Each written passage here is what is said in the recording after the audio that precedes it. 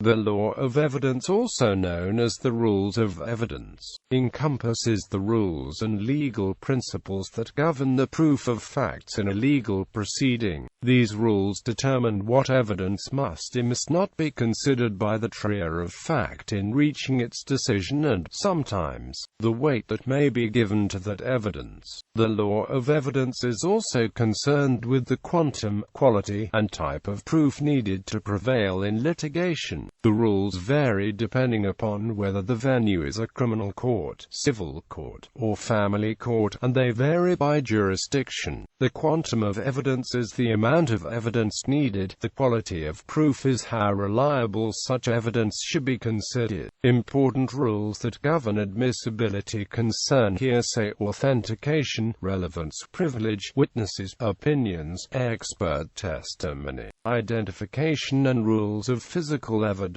There are various standards of evidence, standards showing how strong the evidence must be to meet the legal burden of proof in a given situation, ranging from reasonable suspicion to preponderance of the evidence, clear and convincing evidence, or beyond a reasonable doubt. There are several types of evidence, depending on the form or source. Evidence governs the use of testimony, exhibits, documentary material, or demonstrative evidence, which are admissible in a judicial or administrative proceeding. When a dispute, whether relating to a civil or criminal matter, reaches the court, there will always be a number of issues which one party will have to prove in order to persuade the court to find in his or her favor. The law must ensure certain guidelines are set out in order to ensure that evidence presented to the court can be regarded as trustworthy. History. The rules of evidence were developed over several centuries and are based upon the rules from Anglo-American common law brought to the New World by early settlers. The purpose is to be fair to both parties, disallowing the raising of allegations without a basis in provable fact. They are sometimes criticized as a legal technicality, but are an important part of the system for achieving a just result. Perhaps the most important of the rules of evidence is that, in general, hearsay testimony is inadmissible. In the United Kingdom, the Civil Evidence Act 1995, Section 1, specifically allows for admission of hearsay evidence. Legislation also allows for hearsay evidence to be used in criminal proceedings,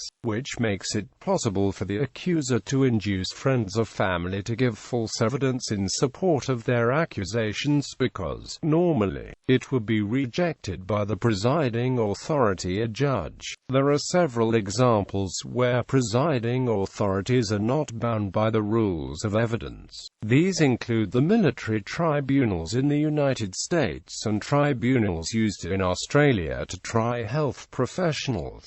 Relevance and social policy. In every jurisdiction based on the English common law tradition, evidence must conform to a number of rules and restrictions to be admissible. Evidence must be relevant, that is, it must be directed at proving or disproving a legal element. However, the relevance of evidence is ordinarily a necessary condition but not a sufficient condition for the admissibility of evidence. For example, relevant evidence may be excluded if it is unfairly prejudicial, confusing, or the relevance or irrelevance of evidence cannot be determined by logical analysis. There is also general agreement that assessment of relevance or irrelevance involves or requires judgments about probabilities or uncertainties. Beyond that, there is little agreement. Many legal scholars and judges agree that ordinary reasoning, or common sense reasoning, plays an important role. There is less agreement about whether or not judgments of relevance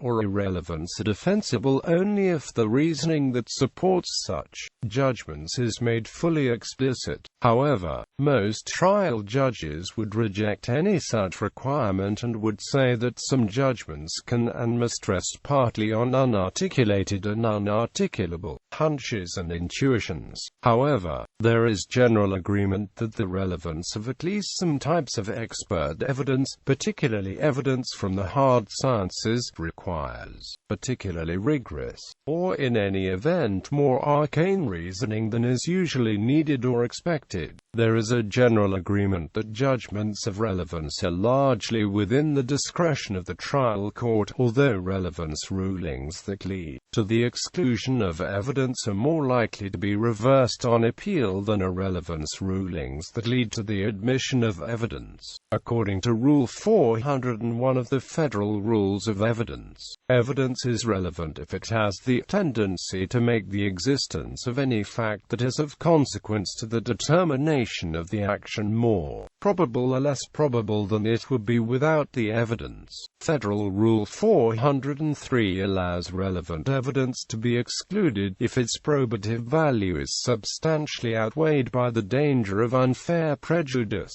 if it leads to confusion of the issues, if it is misleading, or if it is a waste of time. California Evidence Code Section 352 also allows for exclusion to avoid substantial danger of undue prejudice. For example, evidence that the victim of a car accident was apparently a liar, cheater, womanizer, and a man of low morals was unduly prejudicial and irrelevant to whether he had a valid product liability claim against the manufacturer of the tires on his van. Presence or absence of a jury. The United States has a very complicated system of evidentiary rules. For example, John Wigmore's celebrated treatise on it filled 10 volumes. James Bradley Thayer reported in 1898 that even English lawyers were surprised by the complexity of American evidence law, such as its reliance on exceptions to preserve evidentiary objections for appeal. Some legal experts, notably Stanford legal historian Lawrence Friedman, have argued that the complexity of American evidence law arises from two factors: the right of American defendants to have findings of fact made by jury in practically all criminal cases as well as many civil cases, and the widespread consensus that tight limitations on the admissibility of evidence are necessary to prevent a jury of untrained laypersons from being swayed by irrelevant distractions. In Professor Friedman's words, a trained judge would not need all these rules, and indeed, the law of evidence in systems that lack a jury is short, sweet, and clear. Quote, however, Friedman's views are characteristic of an earlier generation of legal scholars. Many respected observers now reject the formerly popular proposition that the institution of trial by jury is the main reason for the existence of rules of evidence even in countries such as the United States and Australia. They argue that other variables are at work. Exclusion of evidence. Unfairness. Under English law, evidence that would otherwise be admissible at trial may be excluded at the discretion of the trial judge if it would be unfair to the defendant to admit it. Evidence of a confession may be excluded because it was obtained by oppression or because the confession was made in consequence of anything said or done to the defendant that would be likely to make the confession unreliable. In these circumstances, it would be open to the trial judge to exclude the evidence of the confession under Section 78 of the Police and Criminal Evidence Act 1984, or under Section 73 PACE, or under common law, although in practice the confession would be excluded under Section 76 PACE. Other admissible evidence may be excluded at the discretion of the trial judge under 78 PACE or at common law, if the judge can be persuaded that having regard to all the circumstances including how the evidence was obtained, admission of the evidence would have such an adverse effect on the fairness of the proceedings that the court ought not to admit it. In the United States and other countries, evidence may be excluded from a trial if it is the result of illegal activity by law enforcement. such as a search conducted without a warrant. Such illegal evidence is known as the fruit of the poisonous tree and is normally not permitted at trial. Authentication. Certain kinds of evidence, such as documentary evidence, are subject to the requirement that the offerer provide the trial judge with a certain amount of evidence suggesting that the offered item of tangible evidence is what the offerer claims it is.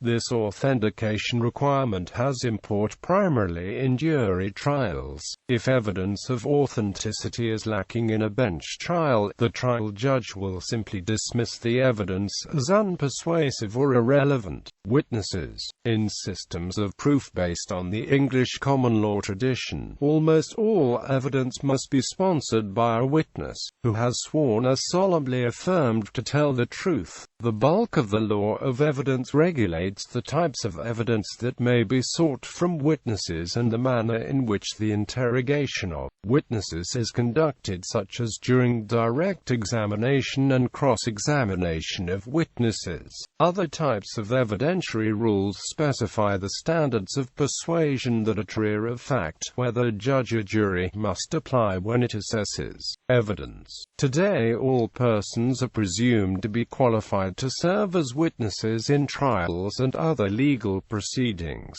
and all persons are also presumed to have a legal obligation to serve as witnesses if the testimony is sought. However, legal rules sometimes exempt people from the obligation to give evidence, and legal rules disqualify people from serving as witnesses under some circumstances. Privilege rules give the holder of the privilege a right to prevent a witness from giving testimony. These privileges are ordinarily designed to protect socially valued types of confidential communications. Some of the privileges that are often recognized in various U.S. jurisdictions are spousal privilege, attorney-client privilege, doctor-patient privilege, state secrets privilege, and clergy-penitent privilege. A variety of additional privileges are recognized in different jurisdictions, but the list of recognized privileges varies from jurisdiction to jurisdiction. For example, some jurisdictions recognize a social worker-client privilege and other jurisdictions do not. Witness competence rules are legal rules that specify circumstances under which persons are ineligible to serve as witnesses. For example, neither a judge nor a juror is competent to testify in a trial in which the judge or the juror serves in that capacity, and in jurisdictions with a dead man statute, a person is deemed not competent to testify as to statements of transactions with a deceased opposing party. Often, a government or parliamentary act will govern the rules affecting the giving of evidence by witnesses in court. An example is the Evidence Act 1995, which sets out the procedures for witnesses to follow in New South Wales, Australia. Hearsay. Hearsay is one of the largest and most complex areas of the law of evidence in common law jurisdictions. The default rule is that hearsay evidence is inadmissible.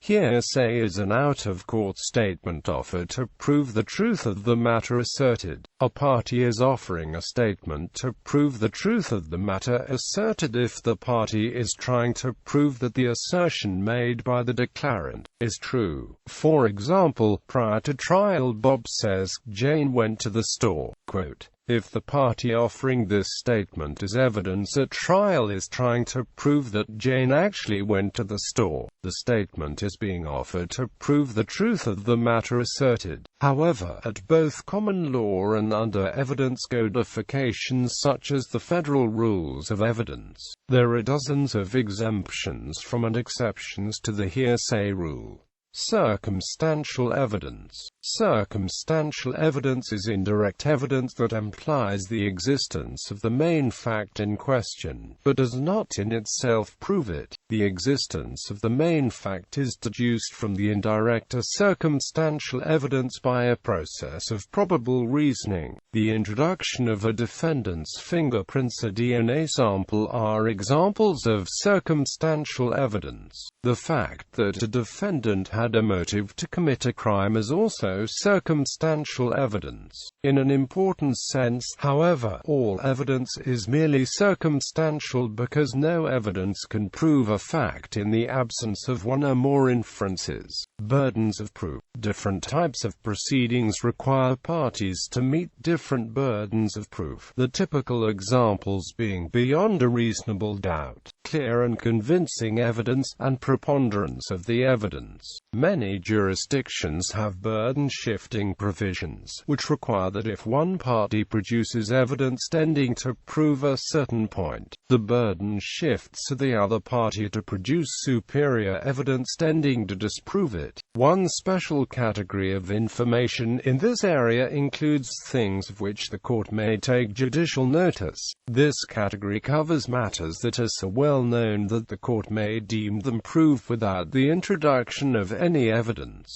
For example, if a defendant is alleged to have illegally transported goods across a state line by driving them from Boston to Los Angeles, the court may take judicial notice of the fact that it is impossible to drive from Boston to Los Angeles without crossing a number of state lines. In a civil case where the court takes judicial notice of the fact, that fact is deemed conclusively proved. In a criminal case, however, the defense may always submit evidence to rebut a point for which judicial notice has been taken. Evidential rules stemming from other areas of law. Some rules that affect the admissibility of evidence are nonetheless considered to belong to other areas of law. These include the exclusionary rule of criminal procedure, which prohibits the admission in a criminal trial of evidence gained by unconstitutional means, and the parole evidence rule of contract law, which prohibits the admission of extrinsic evidence of the contents of a written contract. This practice is very common in today's complicated world.